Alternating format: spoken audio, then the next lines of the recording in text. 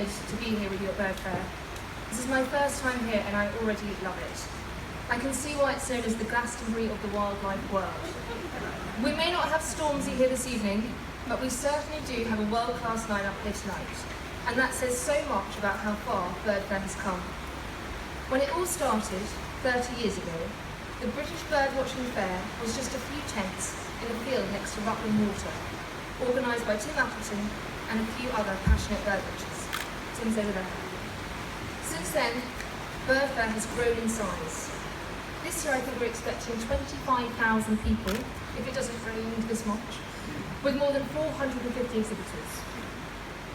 Over the past 30 years, Birdfair has raised nearly 40 million for bird and wildlife habitat protection around the world.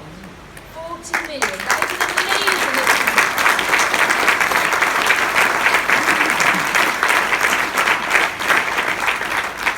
It has funded conservation projects from Poland to Peru, from Ecuador to Ethiopia. Last year, Birdfair raised a record £322,000 to support the creation of Argentina's largest national park, providing a much-needed refuge for nearly 1 million threatened flamingos. Every penny raised this weekend will go towards Birdfair's project in Cambodia, aimed at protecting critically endangered ibis and vultures in the forests of Western Siam. This area is home to no fewer than 5 critically endangered species of bird, a higher concentration than anywhere in the world. Its extraordinary biodiversity and connection to other forests makes it a sanctuary for precious species, but it is now under threat from logging, land clearance and hunting. So please, let's try and raise more money than ever before to protect this beautiful ecosystem. And let's thank Tim, as well as Sarah Marsh, and all the staff and volunteers who worked tirelessly to make this event such a success. Please give it our hands together.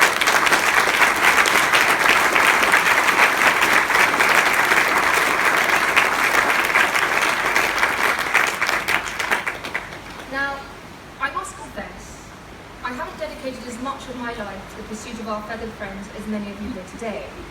But while part of me wishes I discovered ornithology a lot earlier, I also think I'm quite lucky, because there are still kinds of wonderful sights and sounds that I'm getting to experience for the very first time.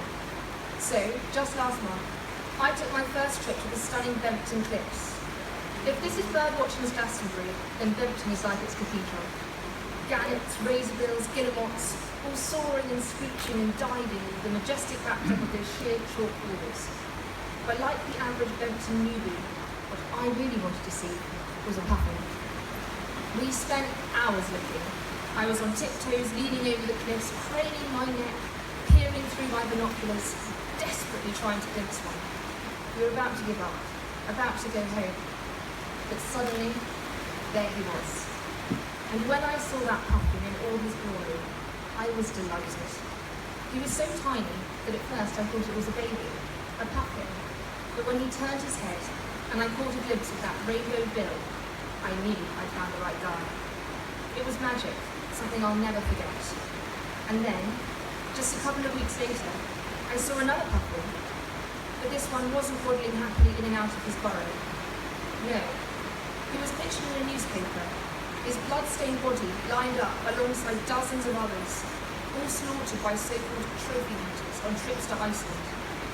I ask you, why would anyone want to shoot a puffin? Why would anyone want to destroy something so beautiful, then stuff its poor lifeless body to keep as some kind of macabre trophy? A trophy is meant to be a prize, something you're awarded if you've achieved something of merit that requires great skill and talent. Trophy hunting is the opposite of that. It is the opposite. It is cruel, it is sick, it is cowardly, and I will never ever understand the motivation behind it.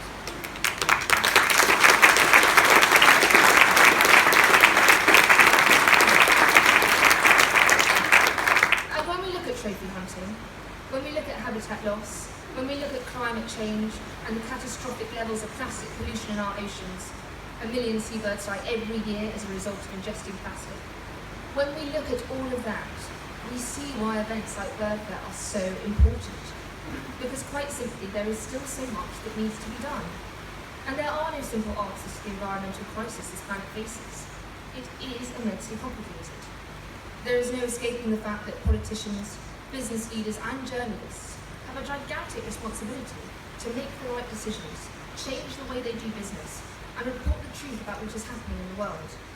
But so too do scientists, naturalists, campaigners, birdwatchers, especially birdwatchers, and all of us individuals. We all share this crowded little planet. We all have a duty to take care of it, and we all have a massive role to play in doing so. And that means we all need to make the little changes that will help make a big difference. I'm far from perfect, but I try to remember to take a canvas bag to the supermarket with me, take my reusable bottle rather than have to buy plastic. And tonight, I'm wearing a sustainable dress. I can't always do that, and I'm learning and I'm trying.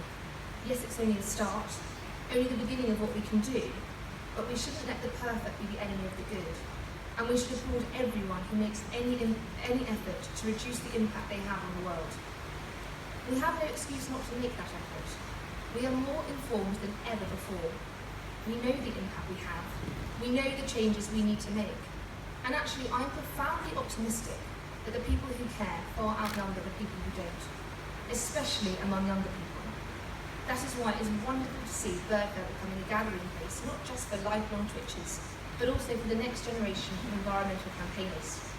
Tomorrow, a young climate change campaigner from Scotland, Holly Gillibrand, will join a climate change question time. And on Sunday, young wildlife campaigners Bella Lapp, Georgia Lowcock, Alex White, Finley Pringle, and Rebecca Bailey will speak at the first Inherit the Earth New General Question Time.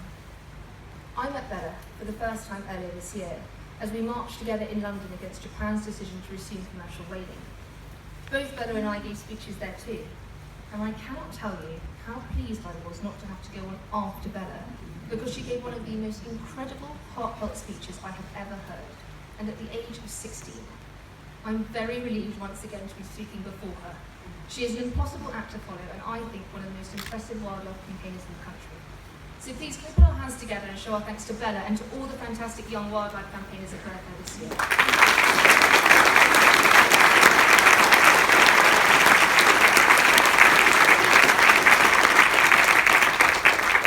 Now, time for our question time panel this evening. You really are in for a treat.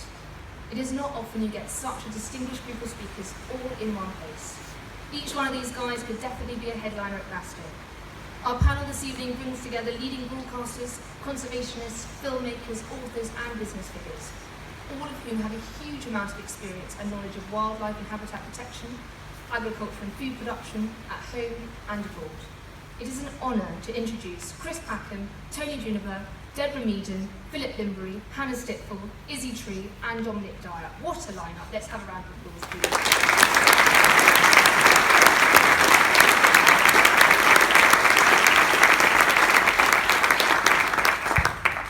And I want to thank you for having me this evening too. It really is a total pleasure to be here. It's been inspiring to meet so many new people who care about the same things I do, who share my convictions and commitment to fighting for what we believe in. We can see to it that biodiversity we have in this country is protected for the future generations. And together we can do so much for animal welfare and the environment and help make this a better place to live for everyone.